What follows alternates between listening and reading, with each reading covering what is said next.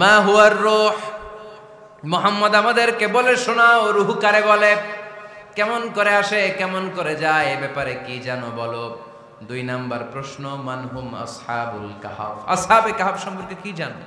3 number প্রশ্ন, মান হুয়া যুলকারনাইন, যুলকারনাইন বাদশা সম্পর্কে কি জানো। আল্লাহর হাবিব সাল্লাল্লাহু আলাইহি ওয়াসাল্লাম বললেন গাদান উজিবুকুম, আগামীকাল বলে দেব। কি বললেন? সবাই বলেন উত্তরে কি বললেন?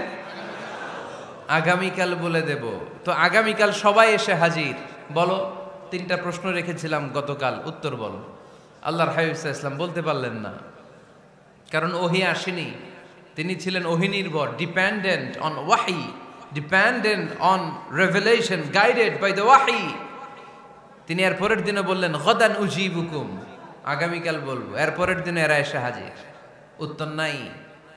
আল্লাহর হাবিব সাল্লাল্লাহু আলাইহি ওয়াসাল্লাম আবারও বললেন গাদান উজিবুকুম, আগামীকাল বলবো। এর পরের দিনে এরা এসে হাজির। এরকম 1 দিন 2 দিন 3 দিন নয়, টানা 15 দিন আল্লাহর হাবিব সাল্লাল্লাহু আলাইহি ওয়াসাল্লামের প্রশ্নগুলোর উত্তর করতে পারেন নাই। আল্লাহর হাবিব সাল্লাল্লাহু আলাইহি সাল্লামের নবুয়তি জিন্দেগিতে এত বিব্রতকর পরিস্থিতিতে তিনি কখনো পড়েন নাই। ইহুদিরা প্রতিদিন এসে হট্টগোল করে আর মক্কায় রটনা ছড়ায়, দেখো এই লোকটা যদি সত্যি নবী হতো তাহলে তো উত্তর করতে পারতো, ঠিক কি না? যেহেতু উত্তর করতে পারে না, আসলে সে আসল নবী নয়, সে ভণ্ড নবী, মিথ্যা নবী। পড়েন না আউযুবিল্লাহ। 15 দিন পর আল্লাহ আয়াত নাযিল করলেন ওয়ালা তাকুলান্না লিশাইইন ইন্নী ফাইলুন যালিকা গাদা ইল্লা আইয়াশা আল্লাহ। ও নবী, ভবিষ্যতের ব্যাপারে সামনে থেকে যখন আপনি ওয়াদা দিবেন, ওয়াদা দেওয়ার সময় ইনশাআল্লাহ শব্দটা মিলিয়ে দিবেন। সুবহানাল্লাহ পড়েন। আল্লাহর হাবিব সাল্লাল্লাহু আলাইহি সাল্লামকে শিখানোর মধ্য দিয়ে গোটা উম্মাহকে আল্লাহ শিখাই দিলেন যে ভবিষ্যতের কমিটমেন্ট যখন দিব, প্রমিস যখন দিব, প্রমিস দেওয়ার সময় কি বলবো? কি বলবো? আল্লাহর হাবিব সাল্লাল্লাহু আলাইহি সাল্লাম ইনশাআল্লাহ বলতে ভুলে গিয়েছিলেন। এজন্য 15 দিন টানা 15 দিন ওহী আসে নাই।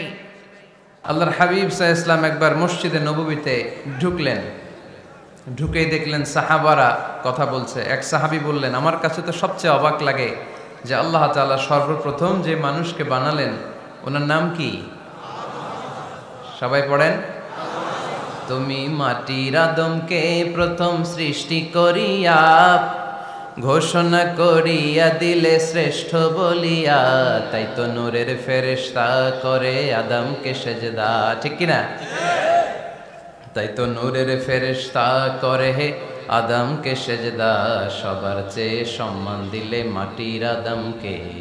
আল্লাহু আল্লাহু তুমি জাল্লে জালালুহু, শেষ করা তো যায় না গে তোমার গুণগান। আল্লাহু আল্লাহু, সুবহানাল্লাহ পড়েন।